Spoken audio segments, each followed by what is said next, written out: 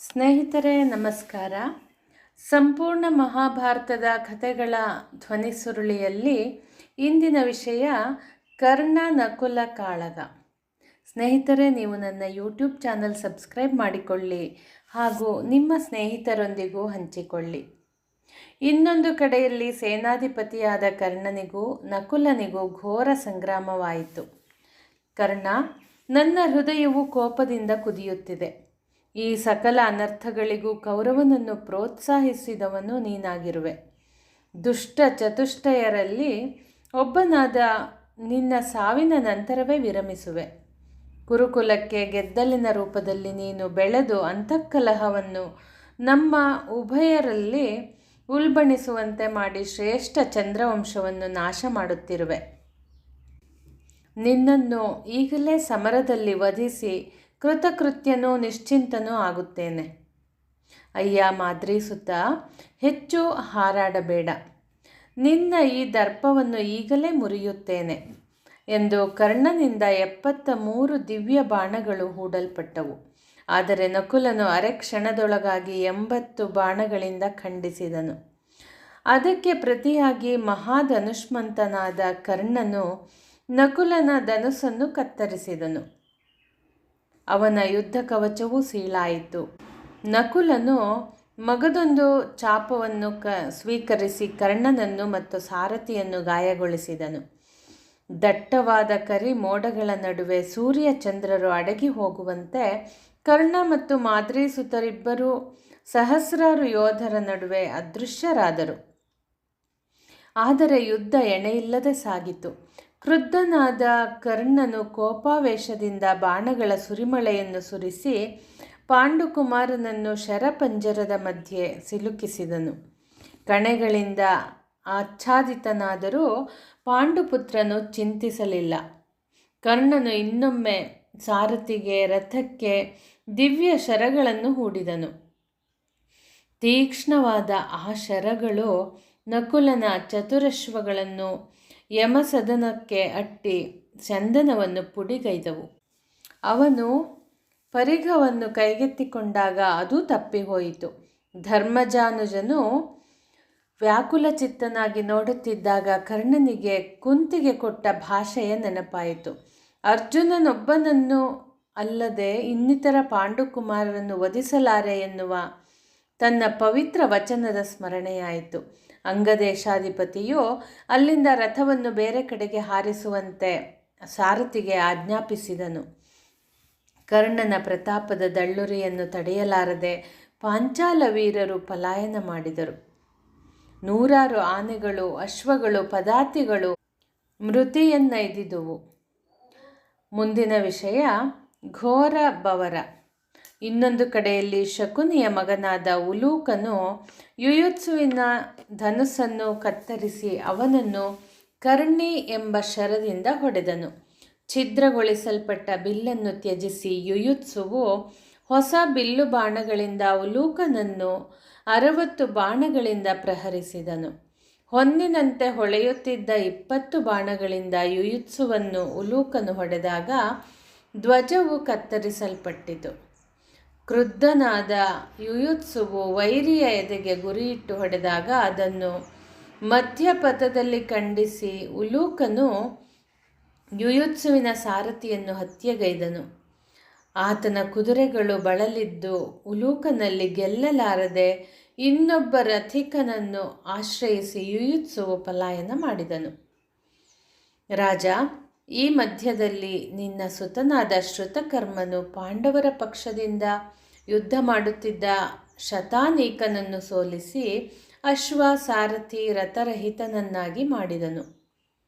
ಯುದ್ಧ ವಿಶಾರದನಾದ ಶತಾನೀಕನು ನಿನ್ನ ಮಗನ ಮೇಲೆ ಗದಾಪ್ರಹಾರವನ್ನು ಮಾಡಿ ಆತನ ಬಲವನ್ನು ಸಾರಥಿಯನ್ನು ಪುಡಿ ಮಾಡಿದನು. ಆ ಗದೆಯು ಧರೆಯನ್ನೇ ಇರಿಯುವಂತೆ ಭಾಸವಾಯಿತು. ರಾಜ ಧೃತರಾಷ್ಟ್ರ, ಕುರುಕ್ಷೇತ್ರದ ಇನ್ನೊಂದು ಬದಿಯಲ್ಲಿ ನಡೆದ ಭಯಂಕರ ಬವರವನ್ನು ಆಲಿಸು. ಗಾಂಧಾರಿಯ ಸಹೋದರನಾದ ಶಕುನಿಯು ಸುತ ಸೋಮನನ್ನು ಯುದ್ಧದಲ್ಲಿ ಹಿಂಸಿಸಿದನು. ಯಾವ ಮಹಾನದಿ ಪ್ರವಾಹದಿಂದಲೂ ಹೇಗೆ ಪರ್ವತವನ್ನು ಕೊಚ್ಚಿಕೊಂಡು ಹೋಗಲು ಸಾಧ್ಯವಿಲ್ಲವೋ ಹಾಗೆಯೇ ಸುತ ಸೋಮನನ್ನು ಯುದ್ಧರಂಗದಿಂದ ಹಿಂದಿರುಗಿಸಲು ಶಕುನಿಗೆ ಶಕ್ಯವಾಗಲಿಲ್ಲ. ಪರಸ್ಪರ ಬಾಣ ಪ್ರಯೋಗಗಳಾದವು. ನಿಶಿತಾಸ್ತ್ರಗಳಿಂದ ಶಕುನಿಯು ವೈರಿಯನ್ನು ಗಾಯಗೊಳಿಸಿದನು. ನಿನ್ನ ಮೈದುನನ ಪರಾಕ್ರಮ ಸಾಧಾರಣವೇ? ಸುತ ಸೋಮನನ್ನು ರಥವಿಹೀನನನ್ನಾಗಿ ಮಾಡಿದಾಗ ಧ್ವಜವು ಕೆಳಕ್ಕೆ ಬಿತ್ತು. ಇದರಿಂದ ಶಕುನಿಯ ಆರ್ಭಟ ಹೆಚ್ಚಿತು. ಅವನು ಹರಿತವಾದ ಅನೇಕ ಆಯುಧಗಳನ್ನು ಎಸೆದರೂ ಈತನು ನಿರ್ಭೀತನಾದನು. ಆಕಾಶಪಥದಲ್ಲಿ ಇದ್ದ ಸಿದ್ಧರು ಸಾಧ್ಯರು ಮಹಾವೀರನಾದ ಸೌಬಲನ ಎದುರಿಗೆ ಸುತ ಸೋಮನು ಯುದ್ಧ ಮಾಡುವುದನ್ನು ಗಮನಿಸಿ ಮನಸಾರೆ ಹೊಗಳಿದನು. ಆ ಮಹಾವೀರನು ದಂತ ನಿರ್ಮಿತ ಕಾಲದಂಡ ಸದೃಶವಾಗಿರುವ ಖಡ್ಗವನ್ನು ಝಳಪಿಸುತ್ತಾ 14 ವಿಧವಾದ ಮಂಡಲ ಕ್ರಮದಲ್ಲಿ ಸಂಚರಿಸಿದನು. ಸುತಸೋಮನು ಭ್ರಾಂತ, ಉದ್ಭ್ರಾಂತ, ಆವಿದ್ಧ, ಆಪ್ಲುತ, ವಿಪ್ಲುತ, ಶ್ರುತ, ಸಂಪಾತ, ಸಮುದೀರ್ಣ ಮೊದಲಾಗಿ ಯುದ್ಧರಂಗದಲ್ಲಿ ಶಕುನಿಯ ಮುಂದೆ ಸಾಗಿದನು. ಶಕುನಿಯಿಂದ ಬಿಡಲ್ಪಟ್ಟ ಎಲ್ಲ ಕಣೆಗಳನ್ನು ಕತ್ತಿಯಿಂದ ಕಡಿದಿಕ್ಕಿದನು. ಶಕುನಿಯು ಕ್ಷರಪ್ರುವೆಂಬ ಅಲಗಿನಿಂದ ಖಡ್ಗವನ್ನು ತುಂಡು ಮಾಡಿದನು. ಖಡ್ಗ ಕತ್ತರಿಸಲ್ಪಟ್ಟರೆ ಏನಂತೆ? 6 ಹೆಜ್ಜೆಗಳನ್ನು ಮುಂದಿಟ್ಟು ತನ್ನ ಕೈಯಲ್ಲಿ ಉಳಿದಿರುವ ಒಂದು ತುಂಡಿನಿಂದ ಶಕುನಿಯನ್ನು ಹೊಡೆದನು. ಶಕುನಿಯ ಮೌರ್ವಿ ಸಹಿತವಾದ ಹೊಳೆಯುವ ಧನುಸ್ಸು ಕತ್ತರಿಸಲ್ಪಟ್ಟು ಧರೆಯ ಮೇಲೆ ಬಿತ್ತು. ಸುತಸೋಮನು ರಥವಿಹೀನನಾದ್ದರಿಂದ ಶ್ರುತಕೀರ್ತಿಯ ಮಹಾರಥವನ್ನು ಹತ್ತಿಕೊಂಡನು. ಗಾಂಧಾರ ವಂಶಜನು ಶ್ರೇಷ್ಠವಾದ ಇನ್ನೊಂದು ಭವ್ಯ ಚಾಪವನ್ನು ಎತ್ತಿಕೊಂಡು ರಣಾಂಗಣದಲ್ಲಿ ಕೋಲಾಹಲವನ್ನೆಬ್ಬಿಸಿ ಪಾಂಡವನ ಸೇನೆಯ ನಡುವೆ ಒಳಹೊಕ್ಕು ಸೌಬಲನು ತಾನು ಸುಬಲನೂ ಹೌದೆಂದು ದೃಢೀಕರಿಸಿದನು. ಅರಣ್ಯದಲ್ಲಿ ತನ್ನ ಇಚ್ಛೆಯಂತೆ ಗರ್ಜಿಸಿ ಸಂಚರಿಸುವ ಸಿಂಹರಾಜನನ್ನಾದರೂ ಶರಭವು ಬಿಡುವುದಿಲ್ಲವಂತೆ. ಹಾಗೆಯೇ ಸಿಂಹ ಸದೃಶನಾದ ದೃಷ್ಟದ್ಯುಮ್ನನನ್ನು ಕೃಪಾಚಾರ್ಯರು ತಡೆದರು. ಸೇನಾಧಿಪತಿಯಾದ ದೃಷ್ಟದ್ಯುಮ್ನನ ಬಳಿಗೆ ಕೃಪಾಚಾರ್ಯರು ಹೋದ ಕೂಡಲೇ ಇತರರಿಗೆ ಭಯವಾಯಿತು.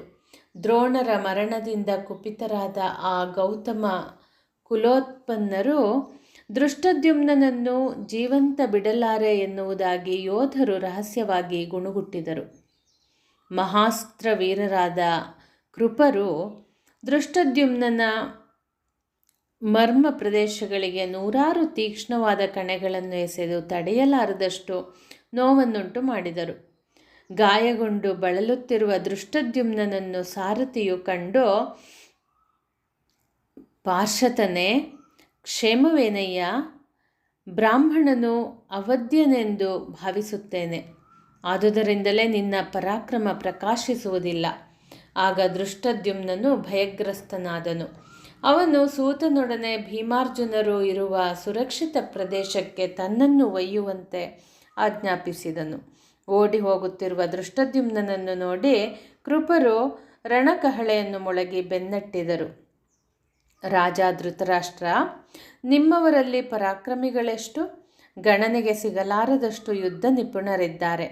ಹಾರ್ದಿಕ್ಯನು ಶಿಖಂಡಿಯನ್ನು ತಡೆದು ನಿಲ್ಲಿಸಿದನು. ಶಿಖಂಡಿಗೂ ಹೃದಿಕ ವಂಶೀಯನಾದ ಕೃತವರ್ಮನಿಗೂ ಕಾಳಗ ನಡೆಯಿತು. 60 ಬಾಣಗಳನ್ನು ಶಿಖಂಡಿಯ ಮೇಲೆ ಪ್ರಯೋಗಿಸಿದಾಗ ಧನುಸ್ಸು ಕತ್ತರಿಸಲ್ಪಟ್ಟಿತು.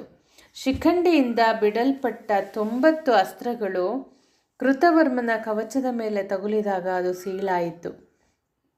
ಕೃತವರ್ಮನು ಶಿಖಂಡಿಯ ಧನಸ್ಸಿಗೆ ನೇರವಾಗಿ ಗುರಿಯಿಟ್ಟು ಅದನ್ನು ಕತ್ತರಿಸಿದನು. ಶರೀರಕ್ಕೆ ಶರಪ್ರಯೋಗ ಮಾಡಿದಾಗ ದೇಹದಿಂದ ರಕ್ತವು ಹೊರಹೊಮ್ಮಿತು. ರಂಧ್ರದ ಪಾತ್ರೆಯಿಂದ ನೀರು ಸುರಿಯುವಂತೆ ಒಮ್ಮೆಯೇ ನೆತ್ತರು ಹೊರಬಂತು. ಅಸಾಮಾನ್ಯನಾದ ಕೃತವರ್ಮನು ಉತ್ತಮವಾದ ಧನಸ್ಸನ್ನು ಕೈಗೆತ್ತಿಕೊಂಡು ಶಿಖಂಡಿಯ ಮೇಲೆ ಶರ, ಕಂಠ, ಭುಜ, ವಕ್ಷಸ್ಥಳ, ಉರಸ್ಥಳಕ್ಕೆ ನಾಟುವಂತೆ ಹೂಡಿದನು. ಭೀಕರವಾದ ಕಾಳಗ ಇಬ್ಬರೊಳಗೂ ನಡೆಯಿತು. ಪರಸ್ಪರ ಹೋರಾಟವಾಯಿತು. ಕೃತವರ್ಮನ ಶರಮಳೆಯನ್ನು ತಡೆಯಲಾಗದೆ ಪರಾಜಿತನಾಗಿ ಸಾರಥಿಯನ್ನು ಶಿಖಂಡಿಯು ಬೇರೆ ದಿಕ್ಕಿಗೆ ಹೋಗುವಂತೆ ಆದೇಶಿಸಿದನು. ಮುಂದಿನ ವಿಷಯ ತ್ರಿಗರ್ತರಾಜನ ಯುದ್ಧ. ಪಾಂಡವ ಸೇನೆಯು ಹಿಮ್ಮೆಟ್ಟಿರುವುದನ್ನು ಗ್ರಹಿಸಿ ಶ್ರೀಕೃಷ್ಣನು ರಥವನ್ನು ಆ ದಿಕ್ಕಿಗೆ ಒಯ್ದನು. ಒಣ ಹುಲ್ಲಿನ ರಾಶಿ ಬೆಟ್ಟದೋಪಾದಿಯಲ್ಲಿ ಇದ್ದರೂ ಭಸ್ಮ ಮಾಡಲು ಅಗ್ನಿಯ ಒಂದು ಕಿಡಿ ಸಾಕಾಗುವುದಿಲ್ಲವೇ? ಪಾರ್ಥನು ತನ್ನ ಕೂರಂಬುಗಳಿಂದ ಕೌರವನ ಸೈನ್ಯವನ್ನು ಘಾಸಿಗೈದನು. ಶಿಬಿಗಳು, ತ್ರಿಗರ್ತರು, ಶಾಲ್ವರು, ಸಂಶಪ್ತಕರು, ನಾರಾಯಣಿ ಸೇನೆಯು ಒಂದಾಗಿ ಅರ್ಜುನನ ಮೇಲೆ ಕದನ ಸಾರಿದರು. ತ್ರಿಗರ್ತರಾಜನು ತನ್ನ ಸಪ್ತ ಸಹೋದರರಾದ ಸತ್ಯಸೇನ, ಚಂದ್ರದೇವ, ಮಿತ್ರದೇವ, ಶ್ರುತಂಜಯ, ಸೌಶ್ರುತಿ, ಚಿತ್ರಸೇನ ಮತ್ತು ಮಿತ್ರವರ್ಮನನ್ನು ಜೊತೆಯಲ್ಲಿಟ್ಟು ಅರ್ಜುನನ ಮೇಲೆ ಮುತ್ತಿಗೆ ಹಾಕಿದರು.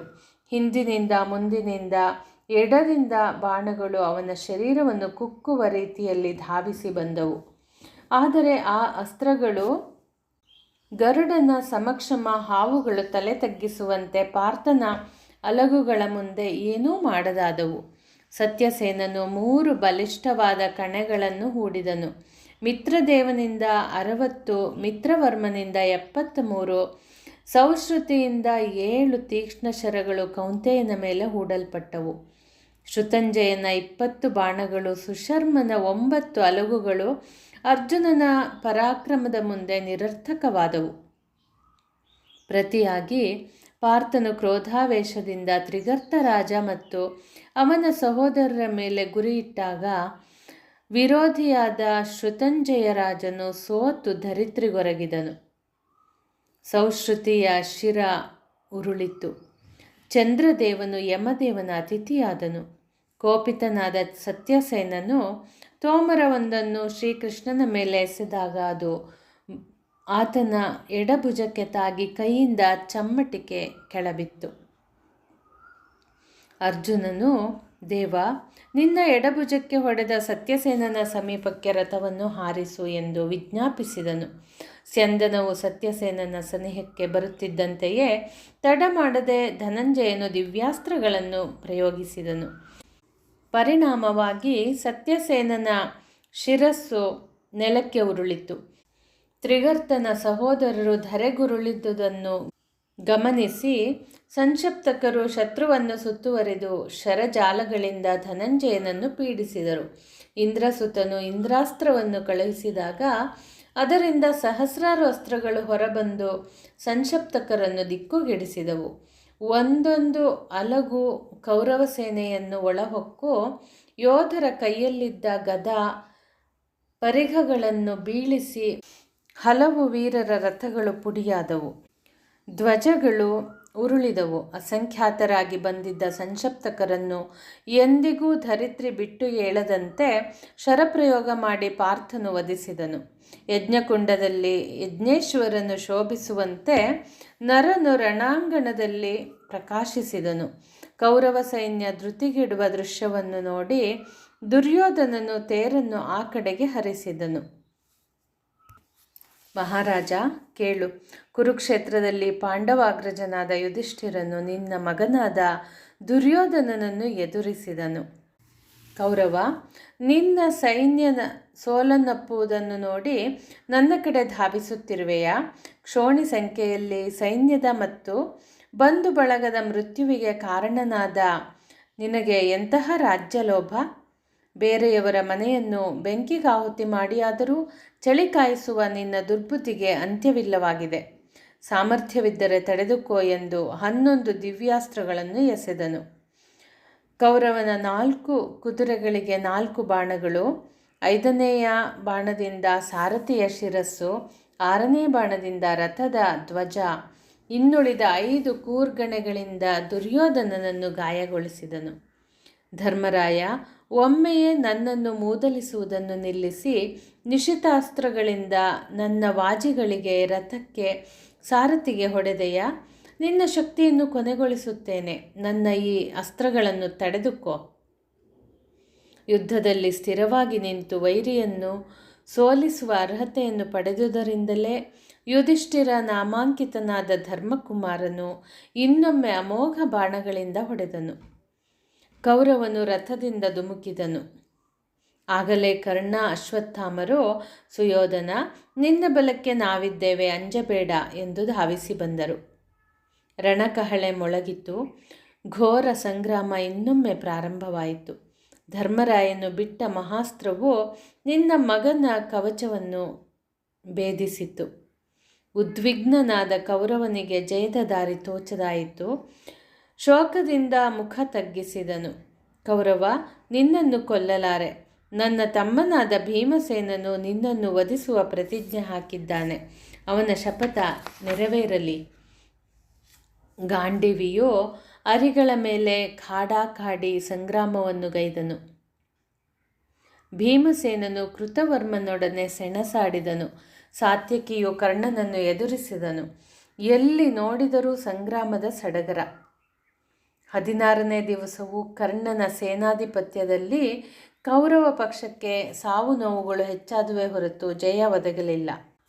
ಸೂರ್ಯನು ತನ್ನ ಮಗನ ನೇತೃತ್ವದಲ್ಲಿಯೂ ಕೌರವನಿಗೆ ಜಯವಾಗಲಿಲ್ಲವೆನ್ನುವ ದುಮ್ಮಾನದಿಂದ ನಡು ಬಾನಿನಿಂದ ಪಡುವಣ ಕಡಲಿಗೆ ಸಾಗಿದನು. ಮಗನ ಜಯಕ್ಕೆ ಹಾತೊರೆಯುತ್ತಿದ್ದ ಸೂರ್ಯದೇವನು ಕಳವಳಗೊಂಡು ನೀರೊಳಗೆ ಇಳಿದನು. ಕುರು ಸೈನ್ಯದ ದುಃಖ ದುಮ್ಮಾನ ಚೀರಾಟ ಹೆಚ್ಚುವುದರೊಂದಿಗೆ ಬಾನಿನಲ್ಲಿ ಮೋಡವೂ ಕವಿದಾಗ ಸುಯೋಧನನ ಅಂತರಂಗದಲ್ಲಿ ಸೋಲಿನ ಕತ್ತಲೆ ಸುಳಿಯಿತು. ಕೇಶವಾರ್ಜುನರು ಕರ್ಮಯೋಗಿಗಳಂತೆ ಸಂಗ್ರಾಮವನ್ನು ಮುಗಿಸಿ ನಿತ್ಯಾನ್ನಿಕವನ್ನು ಮಾಡಿ ಶಿಬಿರವನ್ನು ಸೇರಿಕೊಂಡರು. 16 ದಿವಸಗಳ ಸಂಗ್ರಾಮ ಮುಗಿದರೂ ಜಯವು ಸನ್ನಿಹಿತವಾಗಲಿಲ್ಲ. ಪಾಂಡವರನ್ನು ಜಯಿಸುವವರು ಯಾರು ಎಂಬ ಧಾರ್ತರಾಷ್ಟ್ರನ ಚಿಂತೆ ಬಲವಂತವಾಯಿತು. ಅವನ ಚಿತ್ತದಿಂದ ಹೊರಟ ಗಾಢಾಂಧಕಾರ ಜಗತ್ತನ್ನು ಆವರಿಸಿತು. ಶಿಬಿರಗಳಲ್ಲಿ ಸಣ್ಣ ಸಣ್ಣ ದೀಪಗಳು, ಬೆಂಕಿಯ ಕೊಳ್ಳಿಗಳು ಅಂಧಕಾರವನ್ನು ಸೀಳಿದವು. ಆ ದೀವಟಿಗೆಗಳು ಕೌರವನ ಅಪಜಯದ ಗೋಪುರವನ್ನು ಶೃಂಗರಿಸಿದವು. ಸ್ನೇಹಿತರೆ, ಮತ್ತೆ ಮುಂದಿನ ಸಂಚಿಕೆಯಲ್ಲಿ ಭೇಟಿಯಾಗೋಣ. ಧನ್ಯವಾದಗಳು.